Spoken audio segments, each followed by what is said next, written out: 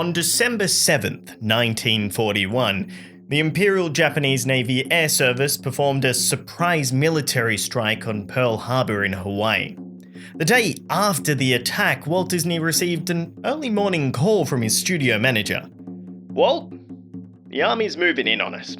They came up and said they wanted to move in. I said I'd have to call you, and they said, call him, but we're moving in anyway." With that, 500 US Army troops marched into the Disney studio. When the Great Depression ended in 1939, millions of American workers began demanding job security after enduring years of unemployment. This push for a stake in the new prosperity led to a radicalization that influenced the creation of unions and labor relations. By 1940, Hollywood's Screen Cartoonist Guild had unionized the town's major animation departments, except for Disney's, which, at the time, was a vast majority of the industry's artists. Now, people had a right to be angry as Disney was barely consistent when it came to salaries and perks. The most valued animators were given access to a so-called penthouse club, which included a steam room and a gym, whilst lesser artists couldn't even afford to eat at the cafeteria. To make problems worse, the Disney company reluctantly went public in 1940, selling stock to make up for losses they had made over the past several years. Suddenly, with almost $7 million of shares, or $130 million in today money, selling out in less than a day, those lesser workers knew exactly how much Walt Disney was making, and it was at least 5 times more than that of even his top executives. When it came to unions, Disney was not for it. In February of 1941, Walt held a meeting which he thought would lay the issue to rest and lay any concerns to bed. Quote, "My first recommendation to the lot of you is this: put your own house in order. If you're not progressing as you should, instead of grumbling and growling, do something about it." And do something about it they did. The condescending speech turned more Disney employees to the unions than ever before. On May 29, 1941, valued senior animator Art Babbitt was fired for joining the union, and after finding out, nearly half of Disney's art department walked out with him. The studio stock had dropped dramatically and its films were losing money, but Walt refused to negotiate.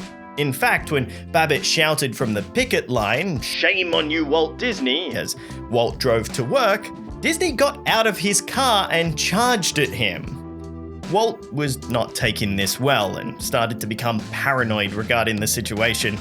Through an ad in the trade paper Variety, he called the strikes communistic, but was powerless over the situation. Animators were highly skilled workers that could not be easily replaced. Walt decided to escape from the turmoil arising in Los Angeles and fled to South America. "It gives me a chance to get away from this god-awful nightmare," he wrote. "I have a case of the DDs, disillusionment and discouragement." During this time down south, his father Elias passed away. Now, Walt didn't return for the funeral, but when he finally did return to Los Angeles, he discovered that Roy had resolved the strike, giving the workers almost everything that they had asked for, bringing much of the studio back to a sense of normalcy. That was until later that year, in December of 1941, when the Japanese bombed Pearl Harbor, plunging the United States into World War II. The very next day, US Army troops requisitioned half of Walt Disney's Burbank studio. Almost all available space that wasn't being utilized by Disney was now being used as military facilities, including the parking lot, which at one stage housed more than 50,000 live rounds of ammunition. The reasoning for such a requisition was to protect the Lockheed plant nearby, which had now become one of the most strategic military facilities in the United States. Beyond just needing military protection, the Lockheed facility would end up calling upon Disney and other nearby studios to provide artists for what was dubbed Operation Camouflage. considering the importance of the plan. Colonel John F. Omar was tasked with concealing it from the air, and in the wake of Pearl Harbor, was given the authority to use whatever means necessary to protect it. With a camouflage engineering battalion under his command and a crew of artists, set designers, and painters from the nearby movie studios, they set out on implementing Omar's grand illusion to make the plant just look like a regular Californian suburb. Airfields and parking lots were painted green and lined with plants to make them look like they were just fields of alfalfa. The main factory was covered with a canopy of chicken wire, netting, and painted canvas to blend in with the surrounding grass, and fake trees were erected with spray-painted chicken feathers for leaves with such fine detail that some were painted green to represent new growth and some were brown to represent decaying patches. A series of underground walkways were constructed to allow free movement across the Lockheed facility, and whilst employees continued their work, encouraged by new bomb shelters and huge anti-aircraft guns, they were also expected to play along in the grand illusion during breaks, often walking back to their burlap bungalows to take down the laundry they had placed on clotheslines earlier in the day. Even fake buildings with nothing for an interior were constructed to complete this grand design. Once completed, Omar decided to test his team's work by taking a War Department general on a reconnaissance flight at 5,000 feet. He asked his guests to identify the plant, but all the general said he could see was suburb after Californian suburb. Meanwhile, back in Burbank, whilst the US Army seized half of Walt Disney's studio, Walt Disney did not shy away from seizing the opportunity to support the war effort in his own way. After the release of their feature cartoon Bambi, throughout the early 1940s, Disney churned out military training films, educational shorts, and military insignia for over 1,000 different units in the US Armed Forces. Characters such as Mickey and Donald were enlisted in the name of patriotism, and by 1943, newspapers were reporting that up to 90% of Disney Studios' work was for government agencies. Now, the first of these came in 1941 with a short cartoon called 4 Methods of Flush Riveting, produced for the Lockheed Airplane Company that they had also helped to disguise. It's not an exciting film at all and is exactly what you'd expect from an informational film, but it got the ball rolling to produce further content for government agencies. Canada then requested an army training film called Stop That Tank, which showcased anti-tank rifles and munitions alongside a beautifully animated and quirky Adolf Hitler, who is defeated, sent to hell, throws a tantrum while stripping off his clothes, and then gets bonked by the devil.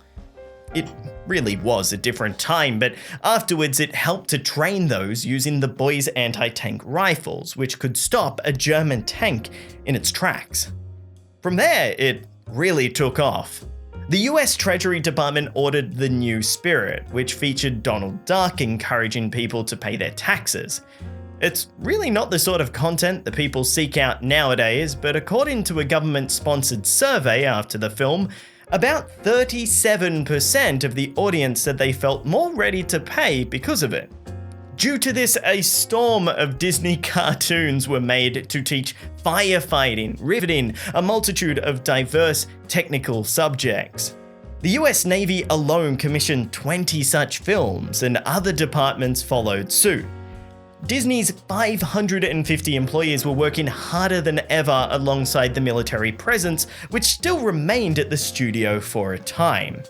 The artists were devoted to the mission, going as far as learning to fly before creating an aviation training film for the US Navy to ensure it was accurate, which meant they still got to have some fun during all of this time. Even with the hard-hitting subject matter of war, Disney made sure to keep their films light-hearted and humorous, and it became a sort of trademark for them. Walt Disney said if there was one thing that he learned about soldiers, it's that along with their grit and courage that required them to fight, a sense of humor usually follows. Those from the Northeast have a dry wit, Southerners are more generally amiable, and Westerners show an extravagant sense of humour. Disney combined these and made an American humour. Their most humorous works, though, came in the form of logos that were designed for the government and the military.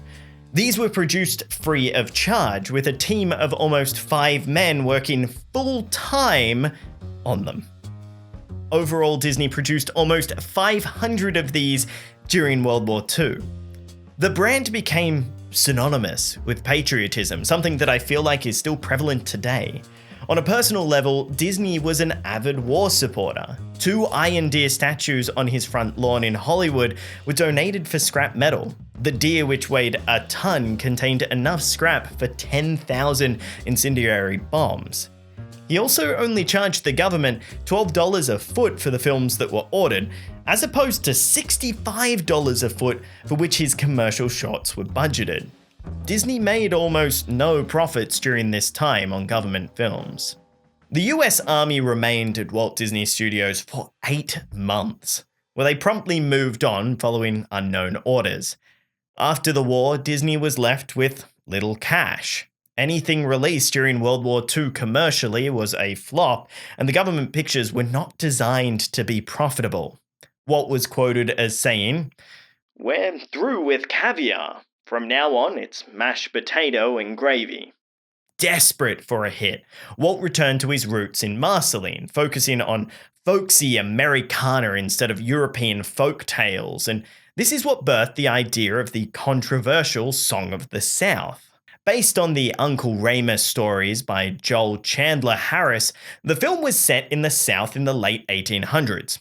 Walt was concerned that the film might seem racially insensitive and thus consulted black leaders for input. They unanimously agreed that it was a bad idea, but for some reason Walt unanimously agreed to go ahead with it anyway and produce the film. To make matters worse, the premiere was held in Atlanta, Georgia, which remained segregated. James Baskett, the man who actually played Uncle Remus, could not get a hotel room for the opening night. Expecting a comeback, Disney was greeted with a flop. Not only did the film perform poorly at the box office, it was criticized for being racist, and it would go down in history as a corporate embarrassment. At this point, you could imagine that Disney's enthusiasm towards the film and television industry was rather dulled. The 1940s were a trying time for both the company and the man.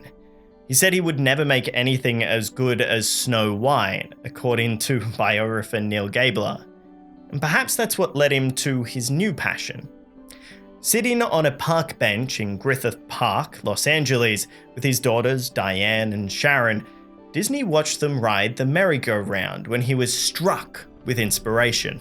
An idea of a place where adults and their children could go and have fun together.